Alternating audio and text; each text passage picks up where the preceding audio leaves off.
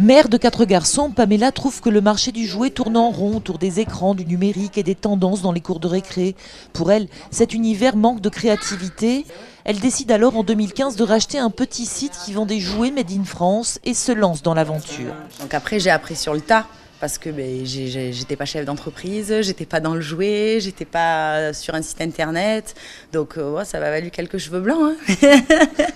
Elle dépose la marque, le jouet français, se développe. En 2018, elle ouvre sa boutique et propose près d'une 40aine d'articles fabriqués en métropole. De la poupée aux peluches en passant par cette cabane. C'est une cabane à caca. Le succès est au rendez-vous. Et en fait, c'est tout fabriqué main. Il y a même l'adresse de la personne qui l'a confectionné. Et donc s'il y a un souci, on peut la renvoyer. Donc ça c'est top. Des jeux qu'on retrouve aussi par rapport à notre enfance et qui continuent d'exister alors qu'on ne les retrouve pas forcément ailleurs. Donc ouais, c'est ça qui est intéressant.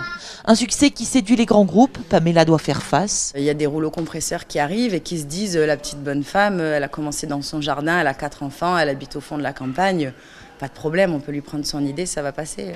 Les projets pour garder une longueur d'avance sur ses concurrents ne manquent pas. La petite entreprise travaille avec 6 salariés à temps plein et la fondatrice assure avoir un vivier d'idées pour les 10 prochaines années.